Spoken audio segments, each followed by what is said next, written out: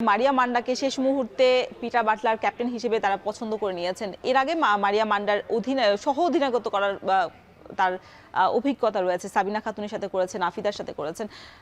এই চাপটা কি আসলে কোনো চাপ হয়েছে কিনা ম্যাচের আগের একদম খুব কাছাকাছি সময়? একটু ছোট্ট ডিজাস্টার এসেছিল যে বাংলাদেশ নারী ফুটবলারদের উপরে আপনাদের একটা দুই পক্ষের একটা মত বিরোধিতা ছিল। সেই সময়টা কিন্তু পিটার বাটলার আফিদাকে ওই জায়গায় স্থান দিয়েছে।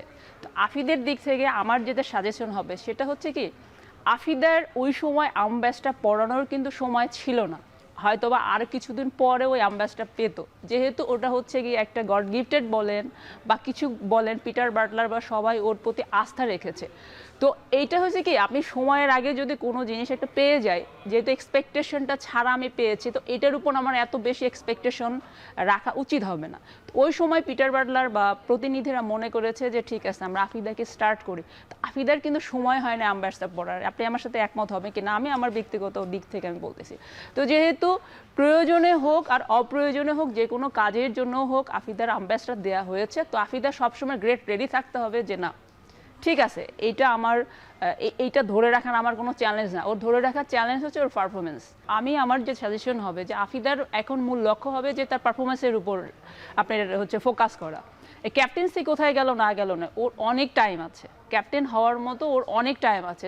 যে টাইমটাতে ও ক্যাপ্টেন্সি পেয়েছে বা যে টাইমটাতে ও নেতৃত্ব দিয়েছে, এই যে আপনার অভিজ্ঞতাটা, এটা ওর একটা ঝুলিতে জমা হলো। ও এখন যদি একটা ব্রেক পায়, ও আরেকটু নিজেকে ঝালাই করে নেক্সটে আরও পারফরমেন্সটা আরও কীভাবে ডেভেলপ করা যায়, ওর তো অনেক টাইম আছে।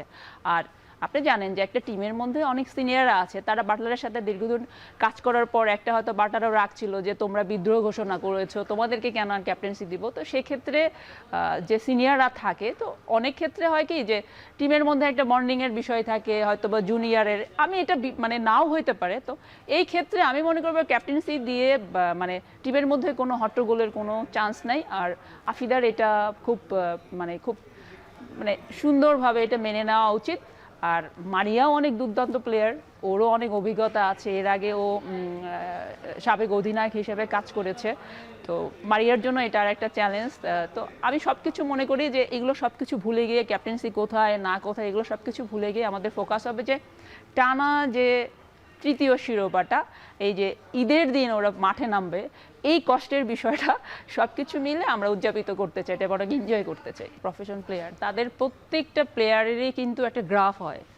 আপনি টপ লেভেলের দেখবেন যে একটা পর্যায়ে, তারপরে আবার গ্রাফ হয়। তো এইগুলো মেনে নিতে হয়, ওই প্লেয়িং ক্যারিয়ার টাইমে এগুলো মেনে নিতে হয়। তো আফিদা ও হচ্ছে যে একটা গ্রাফ আছে, এখন যেভাবে ওর কাছে পিটার হচ্ছে এক্সপেকটেশন করতেছে, সেই অনুযায়ী হয়তো বা ও পারফরমেন্স দিতে পারতেছে না, বা আমি জানি না এটা হইতে পারে। তো প্রত্যেকটা প্লেয়ারের গ্রাফ হয়। আর আমাদের স্কোয়াডে যে প্লেয়ারগুলো আছে, আপনার ম্যাক্সিমাম 15-16 জন আছে, যেটা ইনস্ট্যান্ট আর কি 11-এ খেলতে পারবে।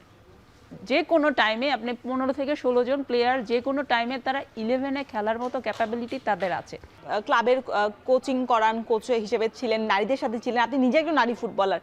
এই ধরনের যে উচ্ছ্বাস দেওয়ার জন্য প্রণোদনা বা যেই প্রাইজ মানিটা দেওয়া হয়, এটা আসলে খেলোয়াড়দের কতটুকু বুস্ট আপ করতে কাজে লাগে আর কি, বিশেষ করে যখন এরকম চ্যাম্পিয়ন হয়ে আসে বারংবার, তারপরে যখন এরকম ঘোষণা? না, আপনার কথা ঠিক আছে। আবার পাশাপাশি আমরা জানি মেয়েদের ফ্যাসিলিটিসের বিষয়টা বলছে, বা যে ওদের যে যতটুকু তারা পেয়েছে এটা একটা গিফট বলেন। তো এই জায়গা থেকে আমি এত ক্লিয়ার না, তবে বর্তমানে নারীদের যে ফ্যাসিলিটিসটা দেয়া হচ্ছে, এখানে কিন্তু আসলে আমরা মৌখিকভাবে হিসাব করি, কারণ আমি তো মিটিংগুলোতে থাকি, অনেক সময় কম্পিটিশন কমিটির মিটিংগুলোতে থাকি। মানে আয় ব্যয়ের যখন হিসাবগুলো হয়, একটা টুর্নামেন্টকে ঘিরে যখন কথা হয়, একটা লিগকে ঘিরে যখন কথা হয় যে আয়ের উৎস কী আর ব্যয়ের উৎস কী, আসলে কি আমরা ওই জায়গায় এত হাত বাঁধা, এত মনে করেন যে হাত পা বাঁধা থাকে যে চাইলেও অনেক কিছু করা সম্ভব হয় না। এটা তো 2-1 হাজারের বিষয় না, এটা কোটি কোটি টাকার বিষয়। তো আমরা দূর থেকে অনেক কিছু ভাবতে পারি। তো এইগুলো কিন্তু আস্তে আস্তে বদলাচ্ছে, রঙগুলো বদলাচ্ছে। আমি এই কমিটির 1.5 বছরের মধ্যে আপনার সব জায়গাতে একটা কথা আছে বাংলা প্রবাদ, যে সব জায়গায় ব্যথা ওষুধ দিব কোথা, মানে এরকম একটা বিষয়। তো এত বছরের, এত 17-18 বছরের যে আপনার পচনশীল জিনিসটা আস্তে আস্তে ক্লিয়ার করতে কিন্তু অনেক টাইম লাগে। না, এটা নিশ্চয়ই আসলে আমরা পরিস্থিতিটা বা চিত্রটা নিশ্চয়ই সভাপতি জানতেন, জেনে আসলে এই ঘোষণাটা দিয়েছেন। তারপর আসলে নারীদেরও আক্ষেপ হয় যে কেন তাহলে ঘোষণাটাই আসলো, কেন আসলে পূরণ হচ্ছে না।